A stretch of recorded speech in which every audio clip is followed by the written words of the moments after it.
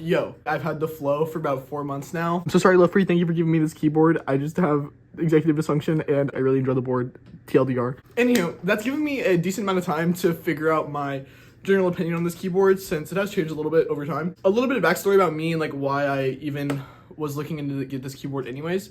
I've been a long time mechanical keyboard user, and even as far back as like middle school, I've really enjoyed the idea of low profile keyboard. I started learning virtual, which is the reason I got this keyboard anyways, around like 7th grade, 6th grade, and I did a bunch of solves in class because obviously why would I do that instead of, you know, schoolwork. I became really accustomed to the Acer Chromebooks, like spacing and, you know, scissor switches. The low actuation force and like low travel time is actually really good for virtual, believe it or not. And I always wondered why my solves are better at school on my Chromebook than they were at home. This kind of put me on the journey of trying to find the best low profile keyboard that I could. And then go about 4 years, I got the Kcron K1 V4. You know, at the time it was decently fine for me, but over time I realized that the keyboard was really pingy and I didn't like the sound. It didn't always feel the greatest. I had issues with keycaps breaking, and I was really dissatisfied with my board even after a long period of time. So that's what made me get to searching, and I found the Lofree Flow. Everything I read said that this was like the best low profile keyboard that you could get retail. It is gasket mounted, full POM switches, hot swappable, you know, whole 9 yards. Yeah, so I decided to reach out to Lofree and give it a try, and they were kind enough to send this over to me. So yeah, thank you again to Lofree for sending it over.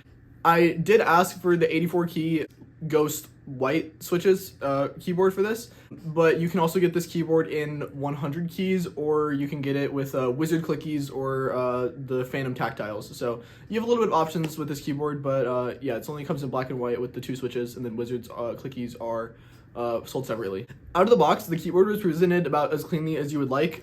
Pretty decent unboxing experience. And then when I tried out the keyboard, I was like instantly blown away. I'm not the most experienced when it comes to keyboards and like understanding the most high quality and tech and all this keyboards and stuff, but this is my first gasket mounted keyboard that I've ever had, and I'm pretty sure it's the only gasket mounted low profile keyboard available, and it's blown me away. It actually feels amazing. Out of the box, I really enjoyed the typing experience, and it seemed like a really luxurious product. Aluminum base was really clean on it.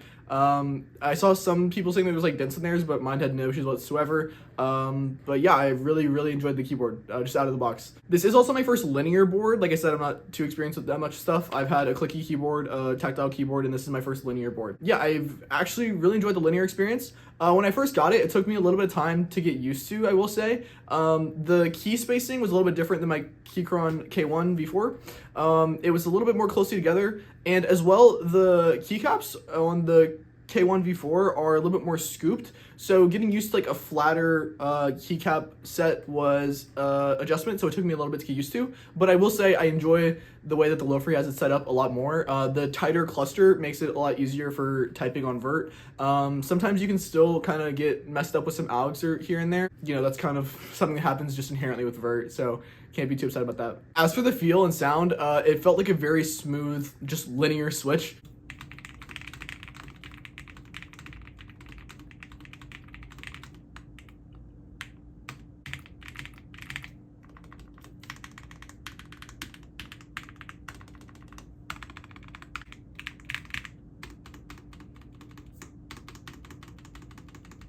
It felt really clean. The sound is also amazing. Even I went as far as to make like an ASMR video out of the keyboard because I love the sound so much. As for the tech in the keyboard, this is a gasket mounted full POM switch keyboard, low profile. It's like 3.9 degrees at typing angle.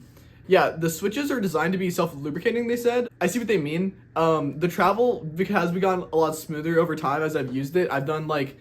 I've had multiple months where I'm doing like thousands of virtual solves, and then it's also just my daily driver, spoiler alert. And the switches I feel like are breaking in nicely, so I don't think they're making anything up there. But yeah, the POM switches are supposed to be like a little bit softer. The keyboard is hot swappable, but this only really works with like other Kale low profile switches, which like I said, your options there are the phantom tactiles or the wizard clickies, which like I said, I've only tried the ghost linears, but you know, I'm sure the other ones feel fine as well. The keycaps are die sub PPT.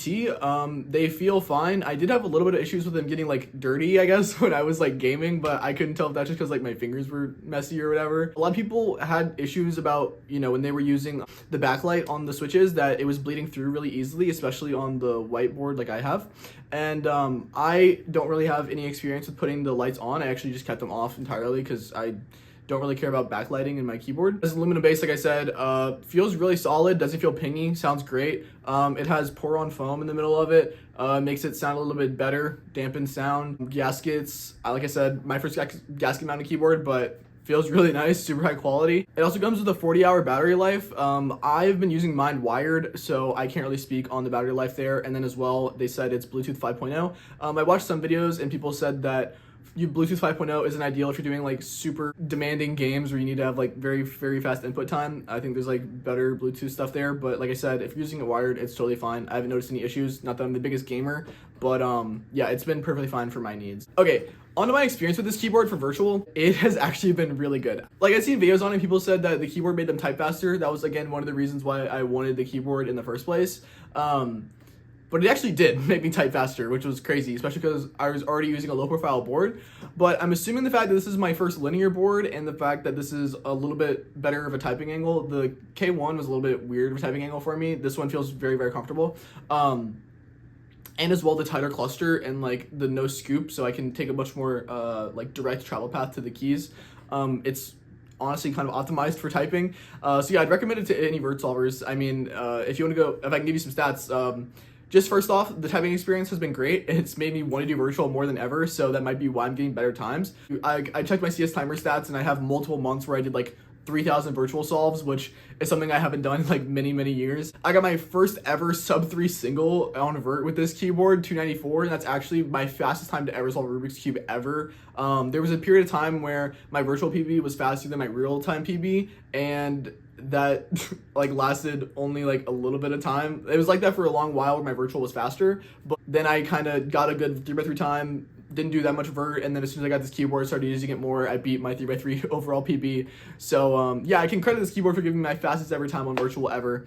On top of that, I got my first sub 5 average in like 2 years on this keyboard. I tied my 494, which was on a Chromebook keyboard like about 2 years ago, which I would not expect to do in such a long time.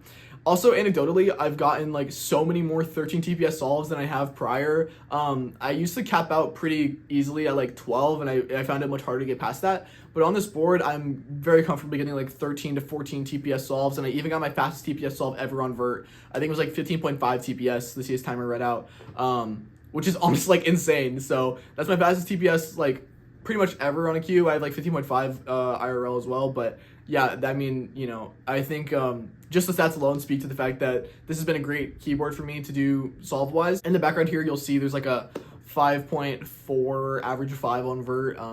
Yeah, it's good keyboard. I like it. Outside of that, I've also gotten a lot more like just low 5 averages. My standard solves are just like, they feel a lot cleaner, they flow a lot better. Like I said, the cluster of the keys works out really well, more direct travel path. Everything just seems to be working a lot easier for me on this board. I don't have to try as hard. As well, I used to bottom out my keyboards a lot whenever I was doing solves, and I found that that's actually really slow because, you know, you don't need to be doing that much. So when I was using the flow, I found that I could not bottom out the keyboard, and it would actuate a little bit quicker than it would on my K1. So I was getting my inputs in just quicker. So, you know, of course I'm getting faster times. One issue with the inputs happening a little bit quicker is that I did find I would mess up alex a little bit more. That's fine though. Virtual inherently is like a very inconsistent event. And so, you know, if that happens, like that just happens. I mean, overall, like I've gotten a little bit faster. I'd say like probably 0.2, 0.3 faster just switching to this board. If you're a dedicated virtual solver, I would highly recommend it if you're looking for a keyboard to switch off of a laptop, as I know most of y'all are laptop solvers.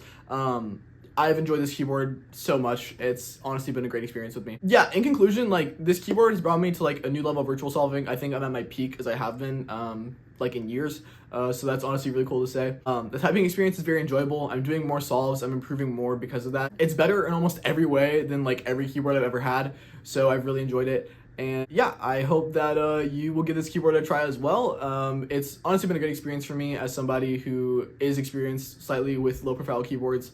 I did a lot of research, and I think that I can very comfortably say that this is the best low profile keyboard on the market. So if you're a virtual solver and you want to take your game to the next level, feel free to click the link in my description. You can buy the keyboard through that link. It would help support the channel and let Lofree know that you also liked the video. So yeah, thank y'all. Feel free to message me with any questions that you have about the board. I'll be free to answer them in the comments. And yeah, thank y'all. Thank you again, Lofree, for sending this over. Appreciate it.